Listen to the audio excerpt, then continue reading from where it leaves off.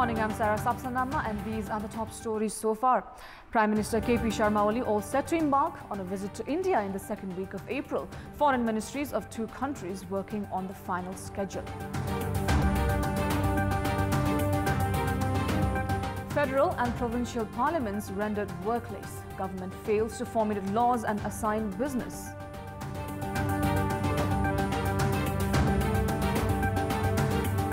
In retaliation for years of alleged intellectual property theft, the US plans to impose tariffs of $50 billion on Chinese import and limit the country's investment in the US. And Argentina all set for a friendly with Italy, officially starting the Russia World Cup campaign, while defending champions Germany set to see Spain in another mouth-watering match. Let us begin with the national political updates.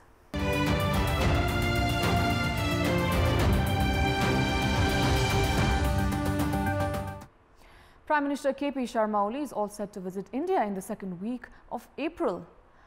The Ministry of Foreign Affairs of both the countries have moved forward with the official processes for Prime Minister Oli's India visit. Nepal's Ministry of Foreign Affairs has said that the final schedule would only be released following consultations with both the sides. The Nepalese side has said India proposed for a 3-day visit on 7th of April. However, Premier Oli's secretariat has informed that there might be a slight changes in the dates. This would be Premier Oli's first international visit since he took office of the Prime Minister. Indian Prime Minister Narendra Modi had earlier invited his Nepalese counterpart to India in a telephonic conversation, while also extending the invitation for the visit through Indian Ambassador to Nepal, Manjeev Singh Puri. Premier Oli had visited India in February of 2016 during his first term as the Prime Minister of Nepal. Now, the government of Nepal has strongly objected to the remark made by European Union's Election Observation Mission regarding the country's constitutional provision.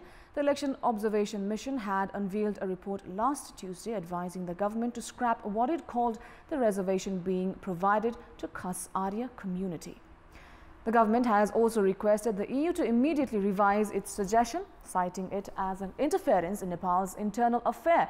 Issuing a press statement on Wednesday, the Ministry of Foreign Affairs stated that the European Union's remark happened to infringe on Nepal's constitution and that the government's serious attention has been drawn towards it. There has been widespread criticism on EU's remark, citing it has interfered with national sovereignty. Now, in this context, we had asked the residents of Biratnagar, Pokhara and Butho what they had to say about the European Union's remark on the provision of Nepal's constitution. Before we go for a short break, let's take a look at what they had to say.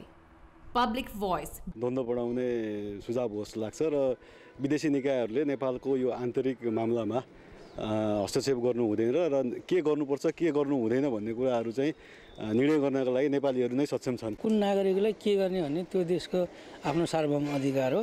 त्यो सार्वभौम अधिकारमाथि हस्तक्षेपको यो नाङ्गो उदाहरण हो। सायद यो देशमा class ल्याउन खोजेको, जातीय class ल्याउन खोजेको, यो अहिले जसरी मिलेर बसेको त यो देशमा चाहिँ अनेकताको एकता अनेकतामा एकता भएको देश हो। यो देशमा उनीहरूले खलबुलाउने प्रयत्न ल्याउने, युवा जातिलाई उचाल्ने, युवा जातिलाई तल पार्ने, त्यो युवा विकसित राष्ट्रको मान्छेहरूले त्यसो गर्नु उपयुक्त हुँदैन। युको प्रतिवेदन नै पूर्वाग्रही प्रतिवेदन हो भन्ने मलाई लाग्छ। आर्थिक लगानीका आधारमा, अनुदानका आधारमा, ऋण सहयोग दिएका आधारमा चाहिँ जो औपनिवेशिक चाहिँ एउटा पद्धति लाज्न खोजिरहेको छ युले, यो आम नेपालीहरूले यसको चाहिँ खुलेर खण्डन गर्नुपर्नेछ।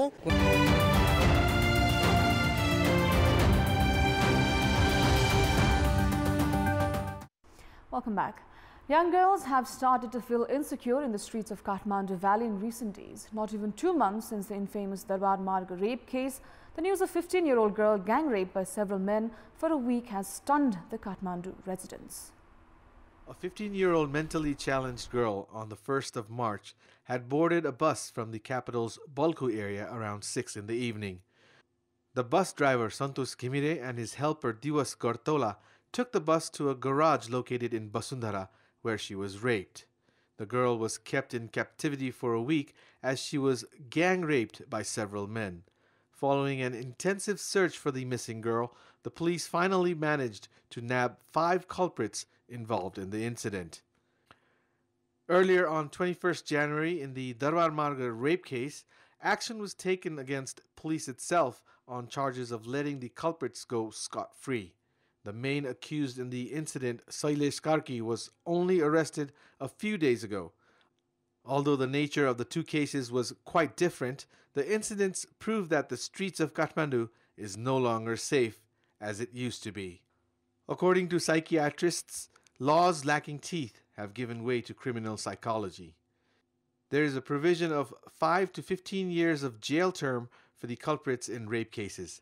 However, in many cases, the victim's family itself tries to settle the incident in the face of inaction from the authority. Now, the first meetings of the Federal Parliament and all 7 provincial assemblies are in full swing. However, both the levels of the Parliament have been rendered workless as the government has so far failed to assign any business. The major achievements of the Federal Parliament in the past couple of weeks are the selection of office bearers for the National Assembly and the House of Representatives, and Prime Minister KP Sharma Oli garnering the vote of confidence. The lower house held 7 and the upper house 5 meetings during this period. However, no agenda has been set as of yet for the meeting slated for 26th of March. The 7 provincial assemblies are also short of any business or agenda in the meantime. The provinces, except for province number 7, have not even been able to formulate regulation for their work execution. According to Provincial Speaker of Karnali, Raj Bahadur Shahi, the provinces have failed to move ahead with daily procedures due to lack of legally defined responsibilities of the Federal Parliament and provincial assemblies. According to the Ministry of Law, 41 laws pertaining to the Federal Parliament and 22 related to provincial assemblies need to be formulated at the earliest. Meanwhile, Law Minister Sher Bahadur Tamang has pledged to come up with simple laws within the next 10 days to help provincial assemblies formulate their respective laws. As per the Constitution, all necessary laws should be devised by the 19th of September.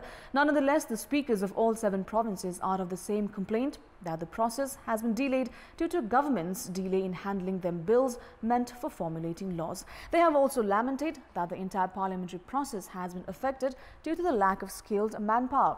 It is necessary for both the levels of the government to expedite formulating laws to provide business to legislatives of the federal and provincial parliaments.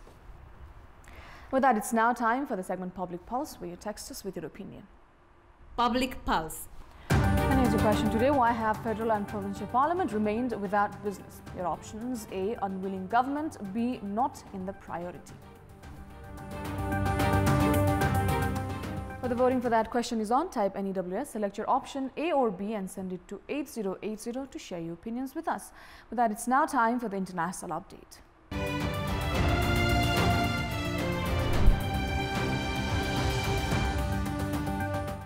The US plans to impose tariffs on $50 billion in Chinese imports and limit the country's investment in the US in retaliation for years of alleged intellectual property theft. The White House said the actions were necessary to counter unfair competition from China's state-led economy. Signing a memo related to the sanctions, Trump said the US and China were negotiating and he was looking for reciprocal trade terms for American companies. It said years of talks had failed to produce change. China said it was ready to retaliate with necessary measures. Beijing also said it would fight to the end in any trade war with the US. The tariffs follow an investigation of Chinese policies ordered by Trump in August. The White House said the review found a range of unfair practices in China, including restrictions on foreign ownership that pressured foreign companies into transferring technology. The review also found evidence that China imposes unfair terms on US companies, steers investment in the US to strategic industries, and conducts and supports cyber attacks. The White House said it has a list of more than 1,000 products that could be targeted by tariffs of 25%. Businesses will have the opportunity to comment before the final list goes into effect. Now, US President Donald Trump is replacing US National Security Advisor H.R. McMaster with Bush-era defense hawk and former United Nations Ambassador John Bolton. Trump tweeted to thank Jen McMaster, saying he had done an outstanding job and will always remain my friend. Bolton, who has backed attacking North Korea and Iran, told that his job would be to ensure the president has the full range of options. Jen McMaster is the latest high-profile departure from the White House. Bolton, who is 69 years old, has been a foreign policy hawk in Republican circles for decades, having served in the administration of Ronald Reagan, George H.W. Bush and George W. Bush.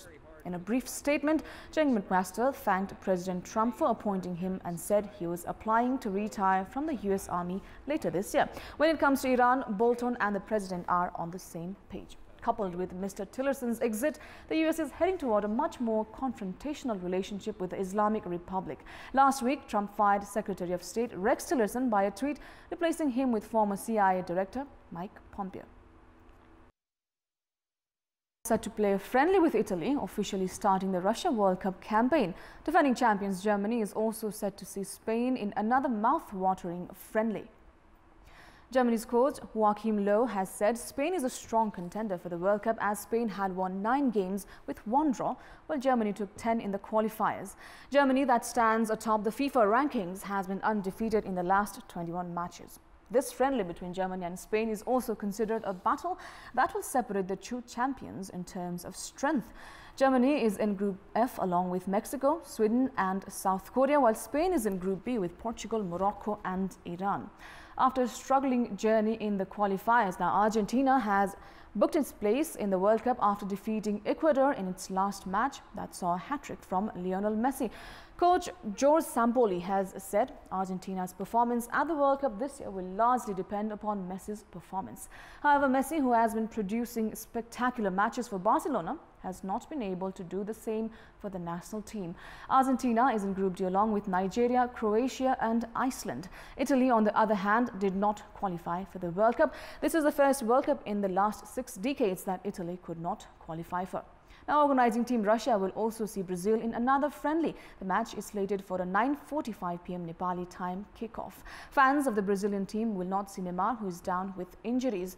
Russian officials have said 65,000 tickets have already been sold for this particular match. In another friendly, the Netherlands will see England.